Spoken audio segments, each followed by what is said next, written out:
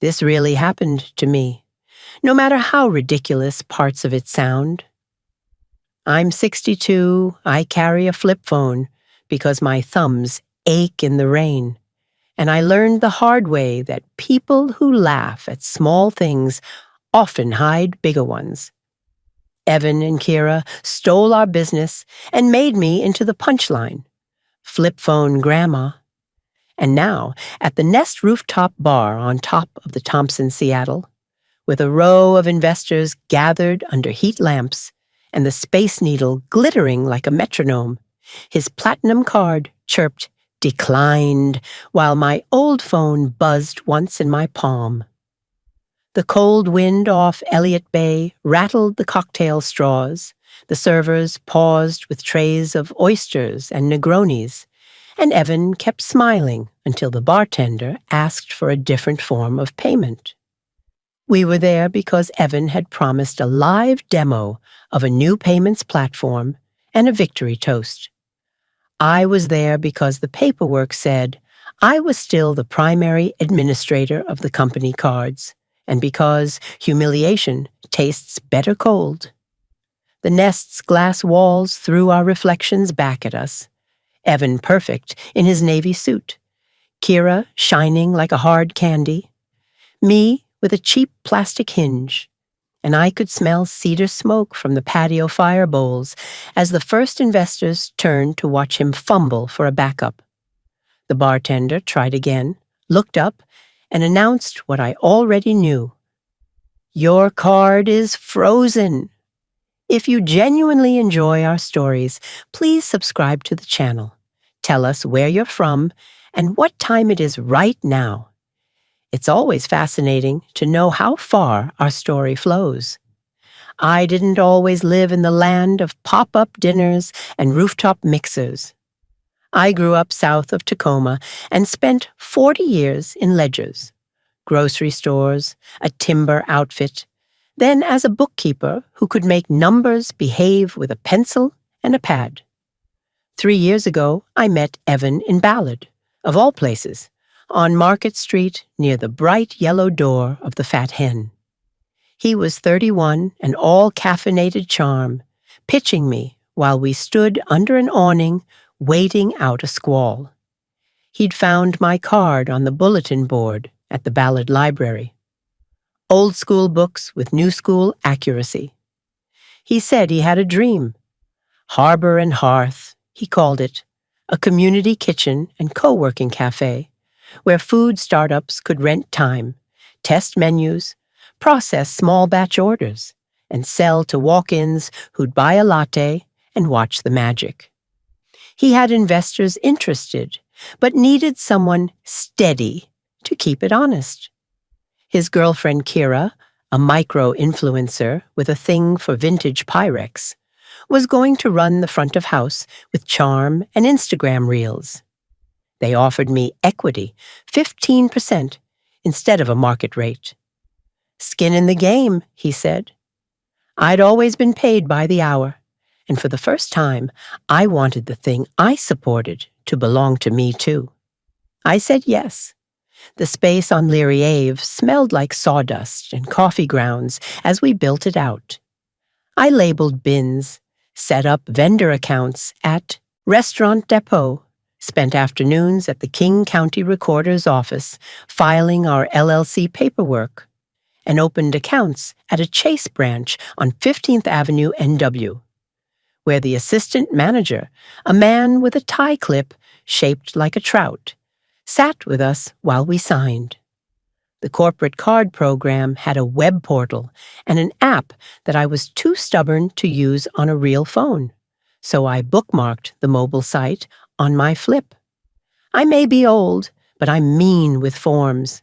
I kept every EIN letter, every vendor contract, every city permit in a boiling hot red accordion folder, because my first boss taught me that if you can touch the paper, you can usually fix the mess. The opening month felt like a feast.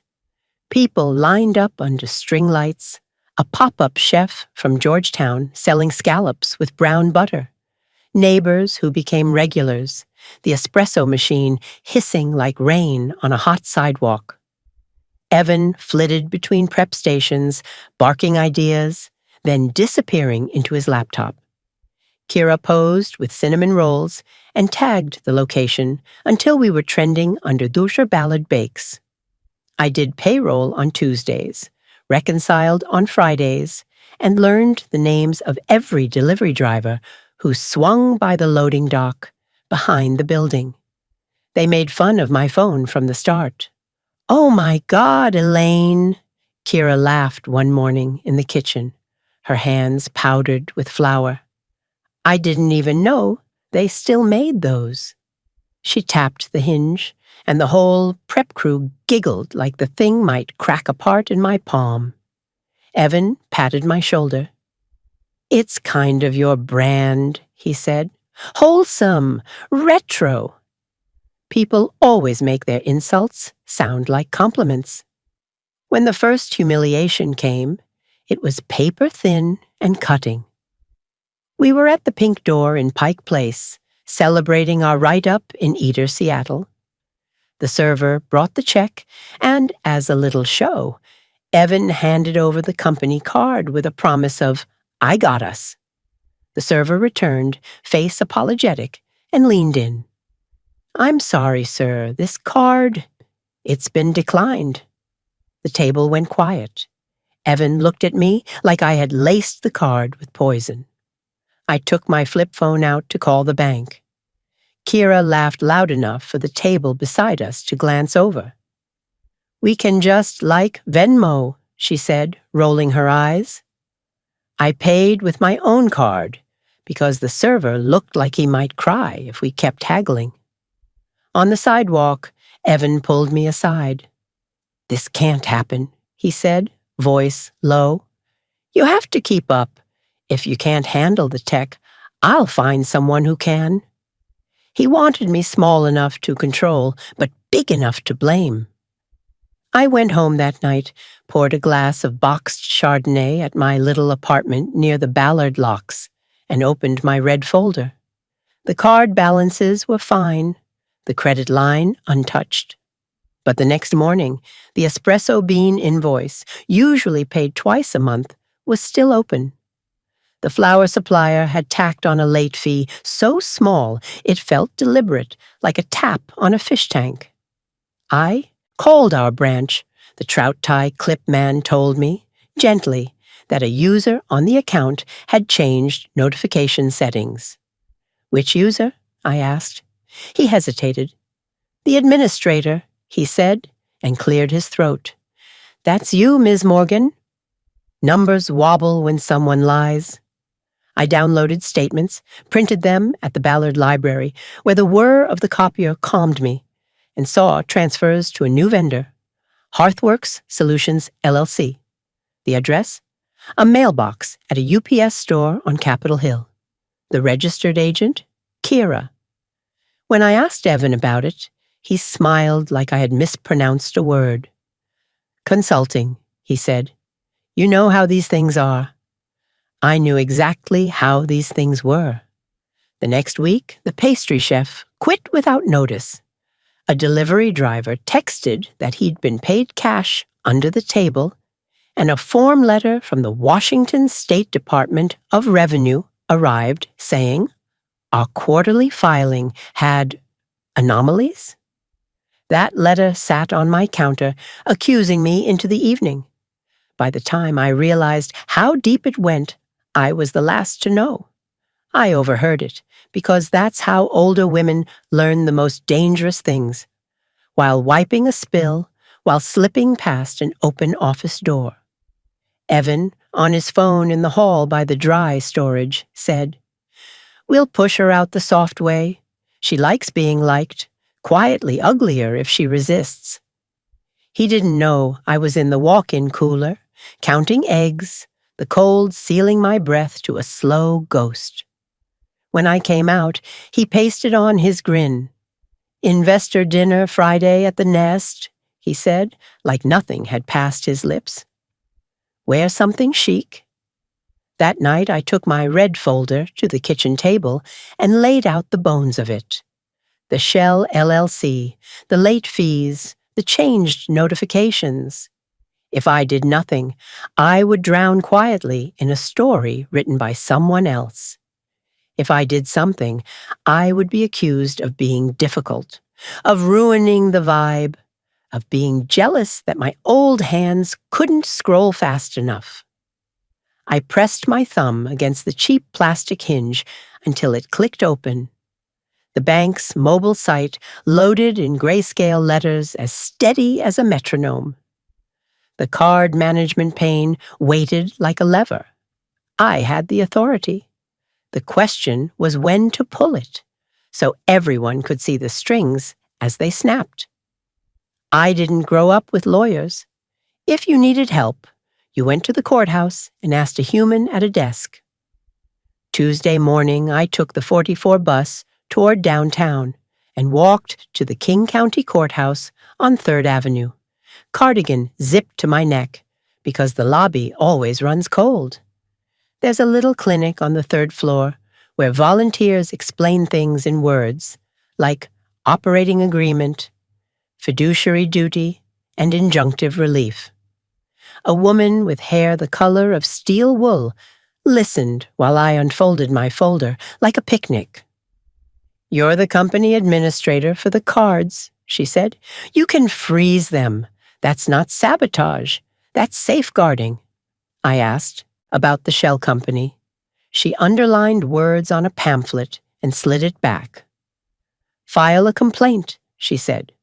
"And Elaine, tell the truth in paper. Paper outlives swagger."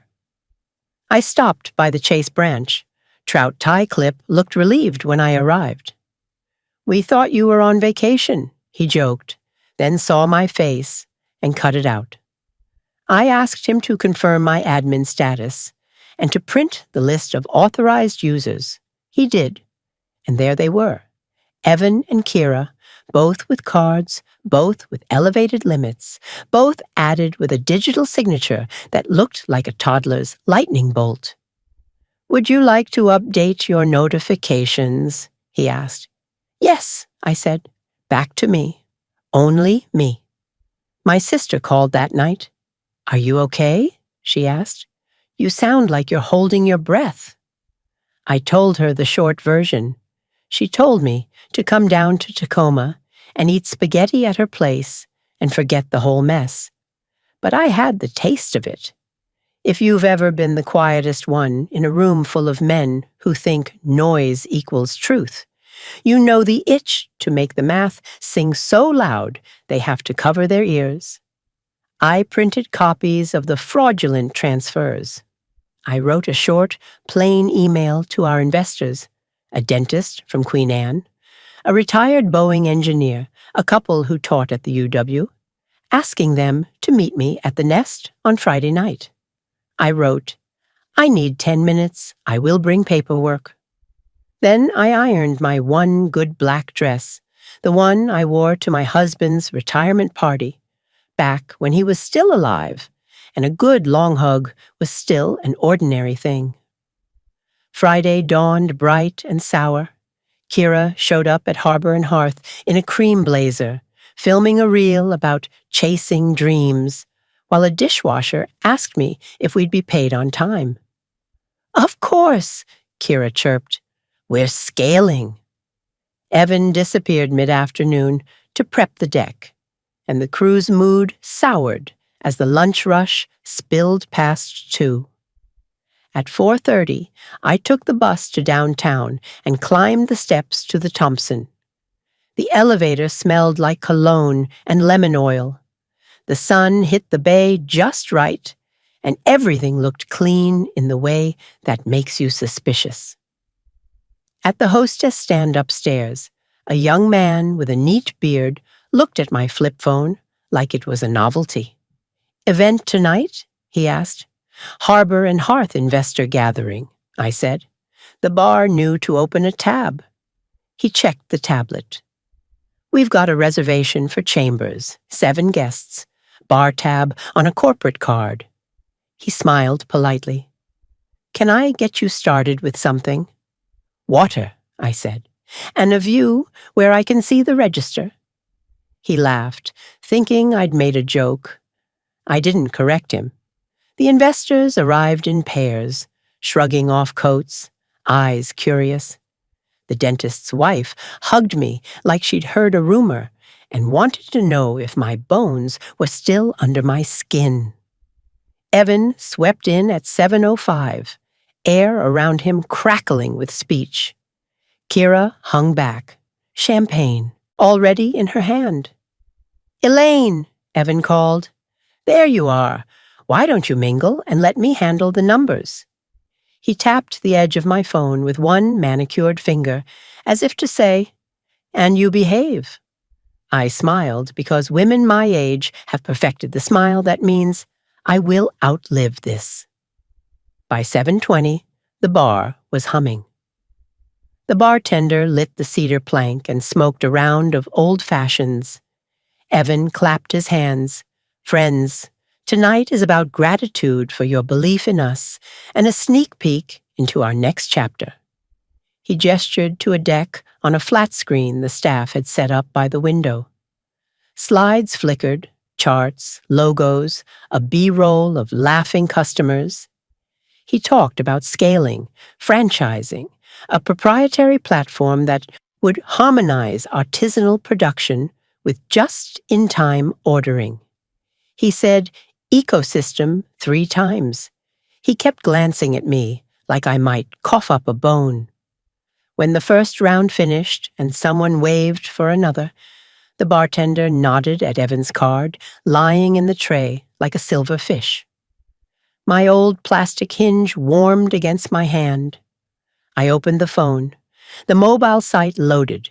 My thumb hovered over the list of cards like a prayer. The Nest's music washed into the city's hum, and a ferry drifted like a coin across the dark.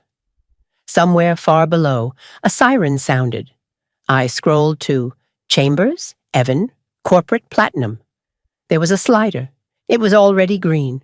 I slid it gray. The bartender swiped. The machine chirped. He tried again, eyes a little wider. Evan's smile dinged as if something had chipped. The bartender leaned in, murmured, then straightened and announced it out loud. Because that's the shape of a moment like this. "I'm sorry, sir, your card is frozen." For a living, I have watched faces right after truth lands. Most people wear shock like a wet shirt and start yanking it off any way they can.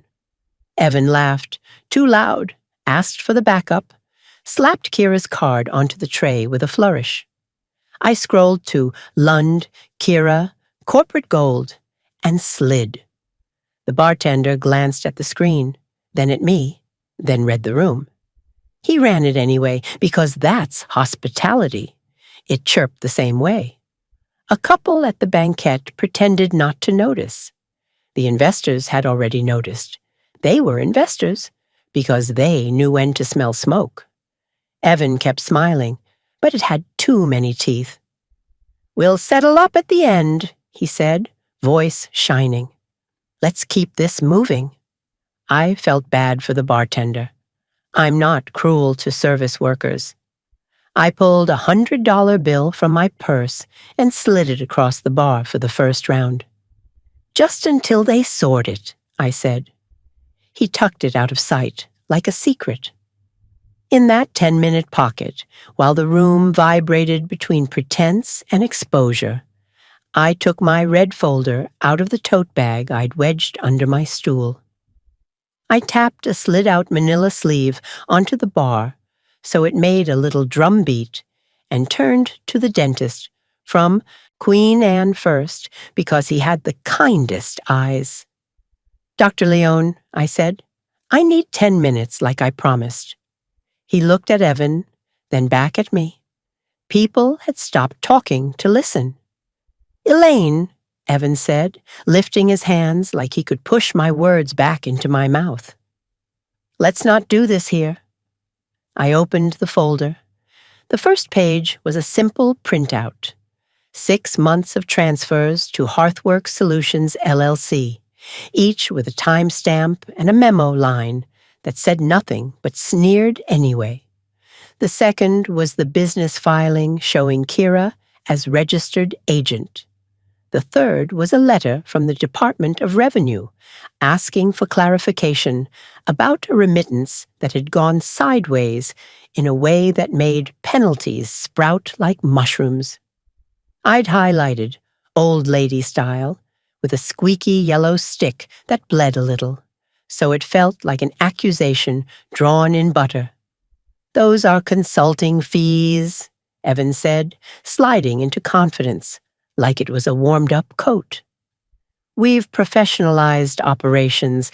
I told you about this." He looked around the room to collect agreement and tripped over the silence.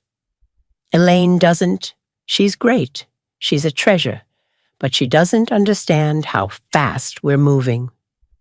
"What I understand," I said, tapping the page, "is that you added authorized users to the card program without board approval, changed notification settings to hide transactions, and paid your girlfriend's shell company out of operating funds while telling me to delay vendor payments so you could stage this." I nodded at the bar. "Also, your cards are frozen because the administrator, you remember her, doesn't release funds for fraud." The retired Boeing engineer cleared his throat. "Is this true?" he asked, voice gravelly from years in shops. Kira flushed, then smiled, a sunny blade, and said, "I work so hard, we all do. The LLC is for brand management. Our Instagram is crushing."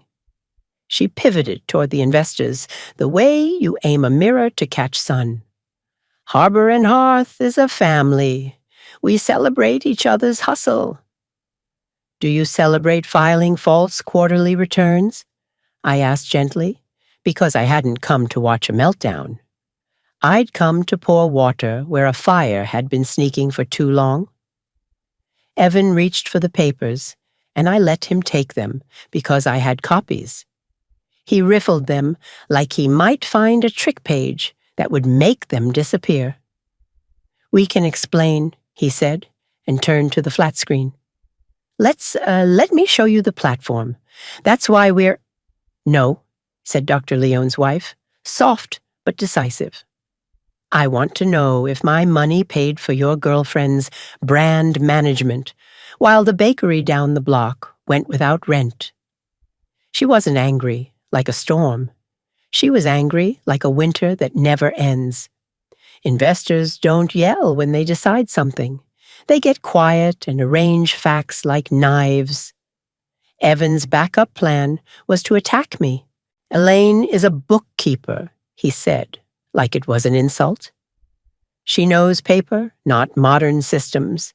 She thinks a flip phone gives her some kind of authenticity. But this is a business." He gestured to the bartender, as if to suggest that cheap prop comedy, a declined card, had derailed his brilliant night. "And she just cost us a relationship with this venue. She saved you from attempting to pay with funds the administrator had reason to suspect were mishandled," the Boeing man said dryly, reading one of the pages. "In my day, we called that a control." Kira threw back her champagne and set the glass down too hard. "You're just jealous," she said to me, the words tumbling out like she'd been saving them on her tongue. "You hate that we can build something beautiful, and you just count things." "Counting is how you know if something exists," I said. I didn't raise my voice. Women like me learned a long time ago that power hums lower than men expect. I slid one more page from my folder. "Also, I filed a complaint with the Attorney General's Consumer Protection Division this afternoon, included the shell company documentation, and requested a temporary restraining order on company expenditures pending a review. It's on the docket at King County Superior Court Monday morning." I paused, letting the words find a seat in the room. You can call it sabotage. You can call it old-fashioned. I call it stewardship. Evan's face went new in that moment, like a child realizing the magic trick is just a mirror and someone else holds it. He leaned against the bar and nodded, just once, as if conceding a chess piece he always assumed would hover above capture. We can't do this here, he said finally, and he looked at Kira. Let's go. Wait, said the dentist, and took a half step toward me. Elaine, what happens to the shop? We keep the ovens on, I said. We pay every vendor down to the penny. We look at what's left. And then, I said, surprising myself with the clarity of it, I sell my shares to someone who never says ecosystem in a room with cake. On the elevator down, Evan tried one last swing. He blocked the doors with his arm like a bad movie. You can't control the story, he hissed. I'll tell them you're crazy, you're senile, you're... He stopped himself because he knew I'd make him spell it out. I just looked at him as the doors pressed against his suit sleeve, and the elevator dinged. He let go before it pinched. That weekend felt like kneading dough. Push, fold, rest. I made lists. I met with the pastry cook who'd quit, and she cried when I told her we'd make her whole. I stood in the empty kitchen on Sunday morning, while the metal tables reflected weak winter light, and thought about my husband, who used to say, when we were puzzling through money, tell the truth, Elle. The truth will make someone mad, but you'll sleep. Monday dawned gray with a hard rain, the kind that makes I-5 hiss. In the courthouse hallway, outside the clerk's office, I spotted Evan and Kira with a man in a suit who had ironed himself into a person. He didn't look at me because he didn't need to. The judge was brisk, curious about the cause. The docket was full, and she didn't like theatrics. My filings were tidy because paper is my church. Evan's lawyer tried to cast me as an aggrieved relic. The judge asked one quiet question. Were company funds paid to an entity controlled by a company officer without board approval? The lawyer flinched, as if the word itself might bite. We dispute the characterization, he said. Is the answer yes? She asked. Your Honor, he said, voice melting. We can correct this without drastic measures. She tapped her pen once. Temporary relief granted. Administrative freeze until preliminary hearing. The freeze wasn't a triumph. It was a pause between breaths. Word traveled faster than any statement we could craft.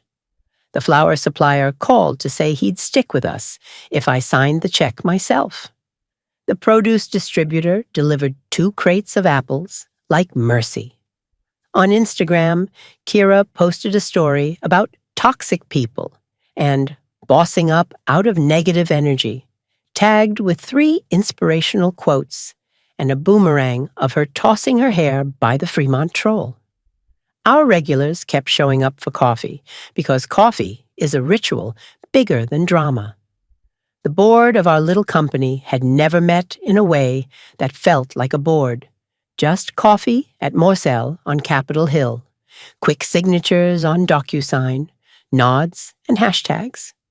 Now we sat at a real table in a borrowed conference room above a CPA's office in Queen Anne, where the carpet felt geometric beneath our shoes, and the window looked out at a maple tree, doing its best in the wind.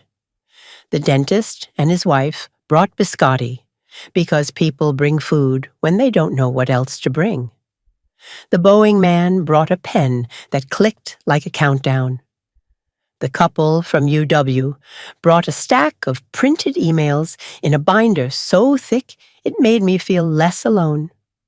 We went through everything, page by page, like adults. We voted to remove Evan as manager, pending the outcome of the investigation. We put Kira on unpaid leave. We appointed me interim. Evan stared at the table as if the wood grain would spit up a loophole. He still had one more trick. The next day, a courier delivered a letter to the shop, bold and hungry, alleging that I had exceeded my authority and sabotaged corporate operations, that I would be held personally liable for any losses. He CC'd a blogger who loved to pounce on generational drama, and by evening, a snarky piece had my photo from a street fair with the caption, "Grandma Gatekeeper." I left the shop at 9, walked to the Ballard Locks in the rain, and stood on the footbridge until my coat darkened. Through.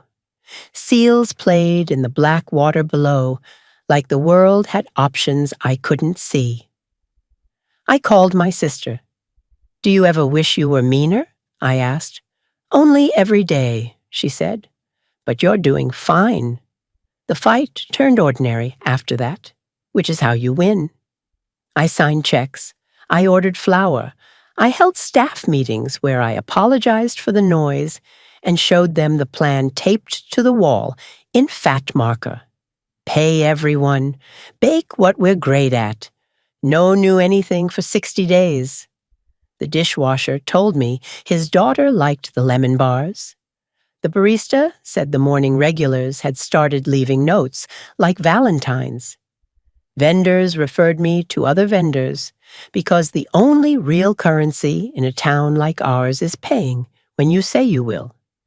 Evan tried to poach our best cooks to a ghost kitchen venture he invented, out of spite. 2 went, 1 came back after a week, and we sent the other a good luck cake, because you don't fight every fight. Kira tried to reboot as a solo brand. For a while, she sold tote bags that said, "Girl bossing out of my own way," and I thought about buying one just to keep snacks in, like a trophy of a war you win by feeding people. The preliminary hearing rolled around. The judge looked older and kinder in the morning light. The lawyers' arguments sounded tired in a room that smelled faintly of old paper. We agreed, through gritted teeth, to a forensic accounting by a neutral third party. The accountant assigned was a woman 2 years younger than me, whose watch band had seen things. She asked for details in a voice without apology. When she poured out the contents of the Shell LLC, Kira's eyes went shiny like glass marbles you couldn't swallow or throw away. On the day the report came back, I brewed coffee before dawn at the shop and read the pages while the ovens ticked themselves warm. It was all there: the transfers, the unapproved payroll to Kira's brother, the fake invoice for brand consulting that used a Canva template with the date left editable like a bruise. There was a line in the conclusion the judge later quoted: "Controls implemented by the bookkeeper prevented further loss." The word bookkeeper tasted like a medal. Evan called me that afternoon. "Truce?" he asked, sounding small in a way I had never heard. "We can settle, buy you out. You can retire with some dignity." He counted out numbers like charms, as if dangling any would distract me. I listened, because listening is a weapon few people suspect you own. "We're not there yet," I said. "First, we fix what you broke. Then we talk." If this were a movie, there would be one more rooftop scene, one more card bleeping out a truth the room deserved. Real life keeps going, less cinematic, but more exact. The judge approved a plan: restitution to the company, rotations of oversight, a payment schedule from Kira's LLC to our operating account that looked like a slow confession. Evan resigned to pursue other ventures. Kira moved to Portland, where reinvention sells better. A young manager named Mara, who'd been quietly keeping us alive, got promoted because actual competence likes the dark until someone points at it gently and says, "There you are." On a Tuesday in late spring, I stood in line at the Chase branch to close out one of the cards we'd retired. Trout tie clip had been transferred, and the new guy didn't fish. He wore a tie with tiny airplanes. He smiled at my flip phone like it was a pet. "You know we have an app for—" he began, then stopped. "You know what? Never mind." I handed him a list of numbers, so neat they might have been printed. He typed. He printed. He used a stamp with a date I liked the look of. Clean, clear, no frills. That night, we held a quiet thank you at the shop. No rooftop, no decks, staff, vendors, investors, a plate of lemon bars big enough to be a joke. The Boeing man brought his grandchildren, and the little one asked if she could hold my phone. "It's like from a museum," she breathed. "It's like from a person," I said gently, and snapped it open, so it made that little sound that used to mean the conversation could begin. The dentist's wife hugged me again. "We believed you because you wrote it down," she whispered. "Thank you for writing it down." I walked home with the red folder under my arm, even though there was no longer a reason to carry it. The locks hissed. A heron stood on a railing like a coat hook. In my apartment, I set the folder on a chair and made tea. My husband would have sat and listened. He would have asked me to read him the line where the accountant praised the bookkeeper. He would have called me L, in that tone that meant he saw me clearer than I saw myself. People still laugh at my phone. On the bus, at the register at Fred Meyer, at a table when I set it down like a little plastic tombstone. I don't mind. They think they're laughing at an object. They're laughing at the fact that something small can still end a thing. Maybe we all need that reminder.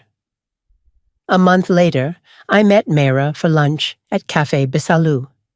Flaky pastries, sun through glass. We talked about schedules and staff and whether to bring back the pop-up chef with the scallops. We would in September. She asked me what I would do next, and I surprised us both. "Sell my shares," I said, "not to cash out, to let it keep growing without me in the doorway. I'd like to do books for tiny places that can't afford a CFO, but deserve one." She grinned. "Like Batman," she said, "like a spreadsheet with a cape." The sale process began where things begin. Paper. I met a woman who ran a bakery in Greenwood and wanted to expand. She wasn't poetic. She was precise. She didn't say ecosystem. She said, "I like yeast because it tells me what it will do if I listen." We did the math. We shook hands. The investors nodded, like a sail catching wind. On the day of the closing, we signed in a conference room with ugly art, which is how you know a building is full of lawyers. The pen felt heavier than it needed to be. I signed and thought about that night at the Nest. The smell of cedar smoke, the way the bartender's hand had trembled when he announced the freeze. People like to pretend humiliation lives only in the person who feels it. The truth is it echoes. It convinces everyone who hears it to choose a side. After, I took the bus to Kerry Park, because tourists do, and I felt like giving myself permission to see my city from the angle you give to strangers. The skyline looked like it does on postcards, which is to say, it looked like a promise you could keep if you bought the stamp. I sat on a bench and opened my little hinge one more time, out of muscle memory. No texts, a missed call from my sister, an alert from the bank my fingers had trained into something that respected me back. I snapped it shut, a sound that, to me, has always meant conclusion. If you want an ending, here it is. They did laugh at my flip phone. They laughed when they thought I was a mascot, a relic, a prop that made their brand feel handmade. They stopped laughing when the thing they mocked turned out to be the door I could close with one simple motion. The bar tab at the Nest got paid. The vendors at Harbor and Hearth got theirs. Evan and Kira learned that power you borrow from other people's awe evaporates in a room with paper and a person too old to be impressed. I still carry the phone. It's not a trophy. It's a hinge I control. I keep it for that last sound. The end.